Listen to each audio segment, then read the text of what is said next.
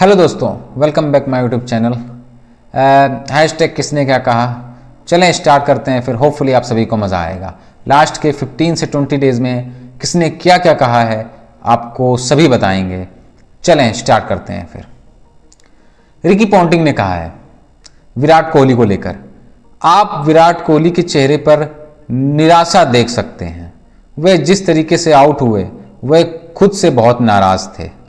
ये सीरीज़ उनके लिए बहुत निराशाजनक रही, लेकिन मुझे यकीन है कि अभी वह कुछ और भी कर सकते हैं, बहुत कुछ कर सकते हैं। चलें जी, होपफुली वो चैंपियंस ट्रॉफी में कुछ कर लें, और अगर वहाँ अच्छा किया तो होपफुली वो और कैरी फॉरवर्ड करेंगे जो आगे इंग्लैंड दौरा है उसमें भी। हम सब यही उम्मीद करते हैं। पैट कमिंस ने कहा है विराट कोहली के लिए, जब भारत के टेस्ट कप्तान विराट कोहली हुआ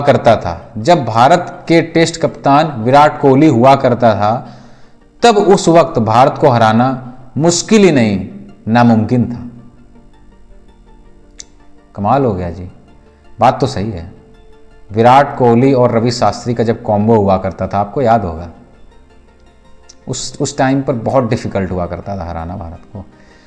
सुनील गावस्कर ने कहा है 23 जनवरी से रणजी शुरू हो रही है, क्या रोहित विराट उसमें खेलेंगे?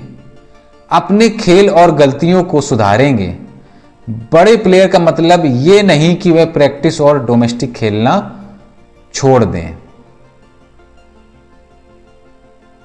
आप एग्री करते हैं इस बात पर?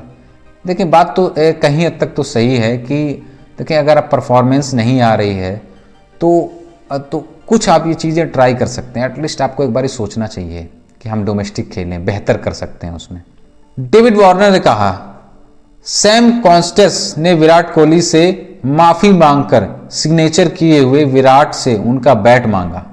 ये देखकर मुझे बहुत खुशी हुई, क्योंकि वह विराट की इज्जत करते हैं और ये ज़रूरी है। ज़रूरी तो है, लेकिन आप पहले कर दें, बाद में माफ़ी मांग लें, उससे क्या फ़ायदा है भाई। चलें ठीक है, आपको कम से कम कुछ समझ में तो आया।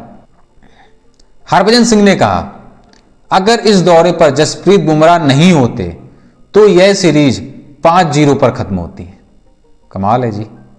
जस्सी ने पर्थ में भारत को बचाया। एडिलेड के बाद उन्होंने बाकी मैचों में भारत को बचाया।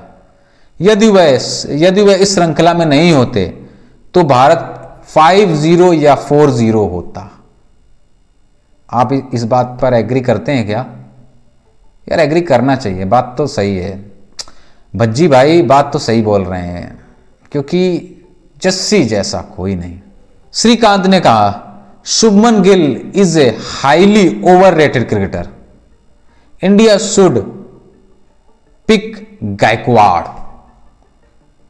मतलब शुभमन गिल को बहुत ओवररेटेड देखा जाता है और इंडिया को गायकवाड़ को देखना चाहिए।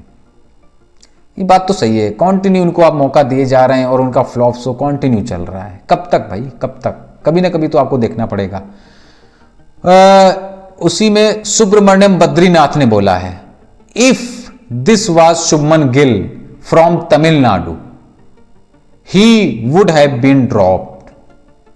अगर वो तमिलनाडु से खेलते होते ना तो वो ड्रॉप हो जाते हैं जी। क्या बोलूं मैं इस पे अभी। ऋषभ पंत ने कहा था ऑस्ट्रेलिया बैटर समय बर्बाद करना चाहते थे। वो लोग चाहते थे कि लास्ट ओवर जस्सी भाई ना फेंकें, इसलिए इतना बहस हो गया था। जब कॉन्स्टेस और जसप्रीत बुमराह के बीच जब बहस हुई थी, उस टाइम का ये बयान था। चलें जी ठीक है। जसप्रीत बुमराह ने कहा ख्वाजा के आउट होने से पहले सैम कॉन्स्टेस बार बार मेरे पास आकर मुझे स्लैश कर रहा था। फिर मैंने उसको बोला बस रुको, और ख्वाजा का विकेट लेने के बाद उसकी बोलती ही बंद हो गई। बोलती बंद नहीं हो गई, वो तो सदमे में आ गया था भाईजान। आप देखें उस टाइम का जो भी रिएक्शन था उसका। रिकी पॉन्टिंग ने बोला मोहम्मद शामी के लिए, मुझे वाकई आश्चर्य हुआ जब मोहम्मद शामी को सीरीज के बीच में ही नहीं बुलाया गया। सीरीज के बीच में भी नहीं बुलाया गया। अगर शमी भले ही पूरी तरह फिट ना हो, अगर उन्हें एक दिन में कम ओवर गेंदबाजी करना पड़े तो आपके पास बैकअप सीम गेंदबाजी विकल्प होता, बस अंतर पैदा कर सकते थे। एग्री करते हैं इस बात पर? भाई मैं भी करता हूं एग्री इस बात पर। डेफिनेटली अंतर पैदा कर देते मोहम्मद शामी, कोई डाउट नहीं है।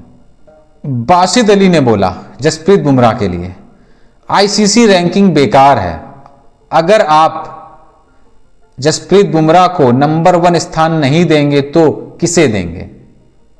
बात तो सही है। मैंने अब तक ऐसा गेंदबाज नहीं देखा जो इतने लंबे समय तक लगातार तीनों फॉर्मेट में कमाल की गेंदबाजी करते रहे हो और करते रहना जारी रखे हो।